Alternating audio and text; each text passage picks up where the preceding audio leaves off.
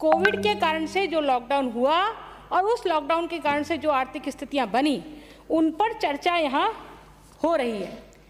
अभी माननीय मुझसे पूर्व जो सदस्य बोले और माननीय मंत्री महोदय ने जो वक्तव्य दिया, मैं माननीय सभापति महोदय एक छोटी सी वानगी आपको बताना चाहती हूँ कि पूरे प्रदेश में जब किसी भी जिले से कोई मंत्री आता है तो ऐसा लगता है कि वो पूरा जिला मंत्री है और लगता है कि हमारे जिले में तो विशेष व्यवस्थाएं होंगी। पर मैं भी माननीय मंत्री महोदय के जिले से ही आती हूँ और मुझे जब व्यवस्थाएं देखने को मिलती है तो मुझे लगता है कि मंत्री जिस जिले से आता है, यदि उस जिले का ये हाल है तो बाकी के जिलों का क्या हाल होगा। अजमेर जिले में माननीय सभापति महोदय, जिस तरह से क्वारंटाइन सेंटर्स बनाए गए, जिस तरह से उनकी व्यवस्थाएं हुई, और जैसे पहले कहा गया, माननीय ज्ञान जी ने कहा कि जिस तरह के टेस्ट हम राजस्थान में कर रहे हैं, उन टेस्टों में भी 30% ऐसे टेस्ट हैं जहां पर रिपोर्ट सही नहीं आती है, और ऐसे अजमेर में सैकड़ों उदाहरण थे। मैं निवेदन करना चाहती हूं कि जिन निजी हॉस्पिटल्स की आपने बात की है कि हम निजी हॉस्पिटल्स में हमने आईसीयू बेड बनाए हैं, कोरोना के लिए रिजर्व किया है, लेकिन वहां पर भी बिना सिफारिशी वो लोग एडमिट नहीं कर रहे। माननीय मंत्री महोदय, मैं महात्मा गांधी हॉस्पिटल की बात कर रही हूँ। जितने भी पेशेंट मैंने अजमेर से भेजे हैं, उनको जब तक मैंने रिक्वेस्ट नहीं किया तब तक उन्होंने एडमिट नहीं किया। माननीय सभापति महोदय, ये स्थिति है सबसे बड़े हॉस्पिटल की। और नहीं तो, और जो ज्ञान जी ने कहा, इस कोरोना काल में ना तो हार्ट के पेशेंट, ना किडनी के पेशेंट, ना कैंसर के पेशेंट, ये हॉस्पिटल्स में, निजी हॉस्पिटल में जिनका कंटिन्यू पहले इलाज चलता था, इतने परेशान है वो लोग, क्योंकि जिसके पास पैसा नहीं है वो भामाशाह में, या जो आप कहें, जो भी शब्द आप कहें, जो भी उसका नाम दें, जन आधार दें, उसमें इलाज नहीं कर रहे हैं।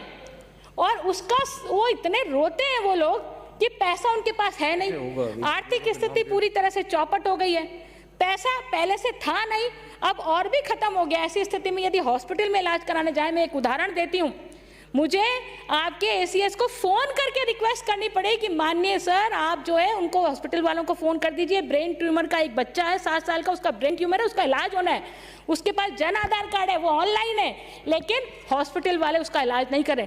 4 बार कंटिन्यू मैंने उनको रिमाइंडर किया है, तब भी हॉस्पिटल वालों के कानों से जू नहीं रहेंगे। यानी कि सरकार की कुछ बात निजी हॉस्पिटल नहीं सुन रहे हैं, और वो इसलिए नहीं सुन रहे हैं क्योंकि उनको पैसा नहीं मिला है पिछले 6 महीने से। ये जो ज्ञान जी कह रहे हैं ना, ये बिल्कुल सच है, हकीकत है। और प्रदेश में जिस तरह से बखान आपने किया है, उससे तो ऐसा लग रहा है कि प्रदेश में कुछ भी गड़बड़ नहीं है, सब चीजें ऑलमोस्ट बहुत अच्छी ठीक हैं। लेकिन यदि हकीकत जमीन पर आप जाके देखोगे तो आपको लगेगा कि कुछ भी ठीक नहीं है। सरकार में जो चीजें खरीदी गई, यदि प्राइवेट वो चीजें हम खरीदें तो आधी से भी कम दाम में वो हमने खरीदी है। एक उदाहरण जो भास्कर में खबर छपी फेस शील्ड की, कि आपने उनको 500 रुपए में खरीदा और भास्कर वालों ने वही शील्ड 250 रुपए में खरीदी, वही कंपनी, वही शील्ड, दुगनी दाम कैसे? तो कहाँ भ्रष्टाचार हुआ है?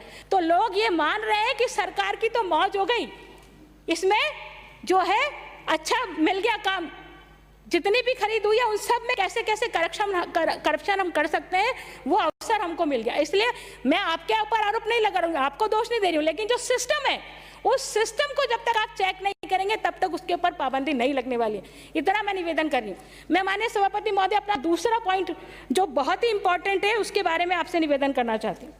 माननीय सभापति महोदय, अभी खेतड़ी से आने वाले माननीय सदस्य ने कहा कि हमारे मुख्यमंत्री ने घोषणा करी किसी को भूखा नहीं सोने देंगे, उनको गेहूं दिया, उनको दाल दी। माननीय सदस्य, मैं आपको हाथ जोड़ के विनती करना चाहती हूँ कि इस सदन में जब हम बैठते हैं तो ये लिखा जाता है कि हम सिर्फ सत्य बोलें और सत्य बोलें, सत्य के अलावा कुछ भी ना बोलें।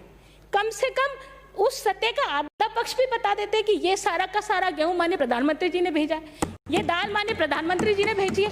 हाँ, मैं माननीय सभापति महोदय सरकार का ध्यान आकर्षित करना चाहती हूँ, विभाग का और माननीय मंत्री महोदय का ध्यान आकर्षित करना चाहती हूँ। माननीय कल्ला साहब बैठे, आप सीनियर हैं, आपकी भावना होगी कि हम गरीबों को साथ दें, लेकिन अधिकारी किस तरह से इस व्यवस्था पर चूना लगाते हैं, एक उदाहरण सिर्फ, वो आप समझ जाएंगे कि कैसे ये आप लोग करते हैं, ये अधिकारी लोग कैसे करते हैं। माननीय मंत्री महोदय, माननीय मुख्यमंत्री जी ने एक विज्ञापन जारी किया।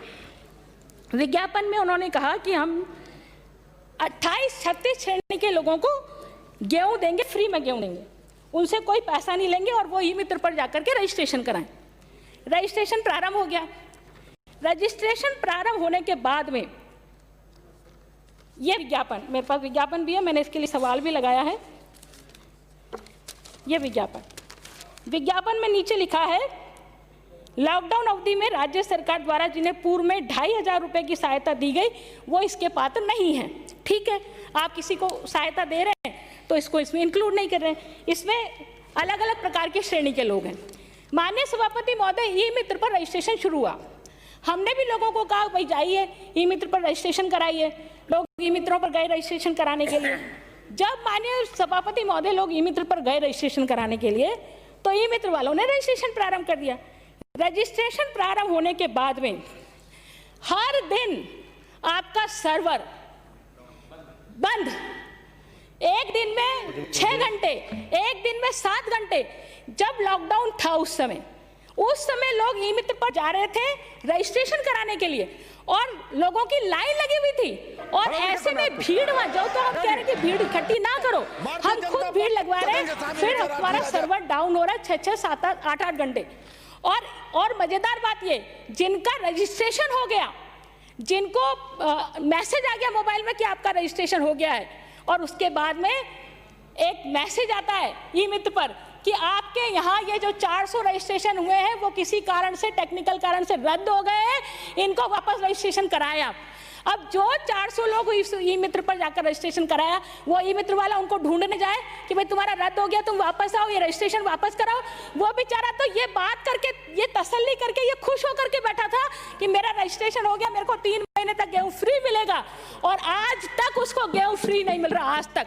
माननीय सभापति महोदय, मैं निवेदन करती हूँ माननीय मंत्री महोदय आपसे, आप समझदार हैं, आप इन अधिकारियों को निर्देश दे सकते हैं। जब सरकार ने रजिस्ट्रेशन कर लिया, 3 महीने माननीय प्रधानमंत्री जी ने दिया, 3 महीने का गेहूं सरकार ने रजिस्ट्रेशन कर लिया, रजिस्ट्रेशन कर सरकार ने बांटना शुरू कर दिया।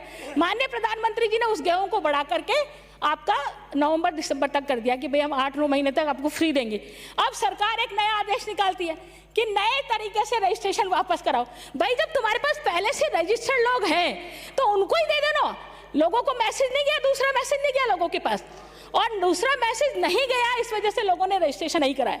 अब वो जो सूचना आई है, उस सूचना के आधार पर लोग कह रहे हैं हमने तो रजिस्ट्रेशन करा लिया। लोगों को तो यही भ्रम है कि हमारा तो रजिस्ट्रेशन हो गया, हमें तो नवंबर तक मिलेगा। लेकिन जब वो राशन की दुकान पे जा रहा है तो उसको पता पड़ रहा है कि तुमने दोबारा रजिस्ट्रेशन नहीं कराया। ये कैसी अव्यवस्थाएं हैं? इतना दिमाग हमारे एक आम आदमी में, एक अंधे में भी ये दिमाग होता है। सरकार कहाँ सो रही है? ये सरकार इनको ध्यान नहीं दिलाना चाह रही है, क्या बात है? इस एक लास्ट पॉइंट कह करके मैं अपनी बात को समाप्त कर रही हूँ। मैं ज्यादा विषय नहीं उठाऊंगी क्योंकि बाकी के लोग हैं विषय उठाने वाले, पर जिनको मैंने प्रैक्टिकल रूप से भुगता है वो मैं आपको बता रही हूँ। माननीय सभापति महोदय, एक बात आई कि हम निर्माण श्रमिकों को 1000 रुपये, माननीय मुख्यमंत्री जी ने वीसी में कहा, मुझे फोन करके भी कहा कि हम 1-1 हज़ार रुपये देंगे। उसको देने के बाद उन्होंने कहा हम 2,500 हज़ार रुपया देंगे। 2,500 रुपया देने के बाद में लगभग अजमेर के, मेरे शहर के, मैं जिले की बात नहीं कर रही हूँ, 508 या 9 लोग ऐसे थे जिनको ये 2,500 रुपये नहीं मिले, जो निर्माण श्रमिक थे। मैंने मुख्यमंत्री जी की वीसी में ये बात उठाई। मुझे दर्द सिर्फ इतना है, मैं अधिकारियों से अपेक्षा नहीं करती हूँ, पर मैं एक चुने हुए जनप्रतिनिधि से अपेक्षा करती हूँ, जो मुख्यमंत्री है उनसे अपेक्षा करती हूँ कि वो हमारा दर्द जानेंगे। मैंने मुख्यमंत्री जी की विषय में ये बात कही कि आप ये 506 लोगों को पैसे दिलवा दीजिए, और उसके बाद में सब लोगों को रिमाइंडर किया। मैंने अखिल जी को कहा, उनके नीचे डायरेक्टर को कहा, आज कल भी मैं डायरेक्टर महोदय को ये बात कह के आई हूँ, वो 506 लोगों को आज तक पैसा नहीं मिला, आज तक। तो इसलिए वो क्या सोच रही है कि सरकार किसको मदद कर रही है और कैसी मदद सरकार कर रही है? भारत सरकार ने जितनी मदद करी है माननीय मंत्री महोदय, यदि उस मदद को ही हम लोगों तक ठीक ढंग से पहुंचा दे, ठीक ढंग से उनको दे दे, तो निश्चित रूप से राजस्थान के लोग भी उस बात को, क्या हुआ? बिल्कुल मैं अपनी बात को पूरा करती हूँ। मैं माननीय मंत्री महोदय से अपेक्षा करूंगी कि इन व्यवस्थाओं को दुरुस्त कर ले, तो जो कोरोना काल में लॉकडाउन की वजह से जो लोग परेशान हैं उन लोगों को मिल सके। माननीय सभापति महोदय, सिर्फ एक अंतिम बात, मैं प्लाज्मा थेरेपी की बात कर रही हूँ। मैं खुद कोरोना पॉजिटिव थी, और जब मैं ठीक हुई तो मैंने चिकित्सा विभाग के अधिकारियों को माननीय कहा कि मेरी सदस्य, थेरेपी में देने को तैयार हूं, आप ले सकते हैं क्या, पर आज तक अधिकारियों का कोई रिप्लाई नहीं।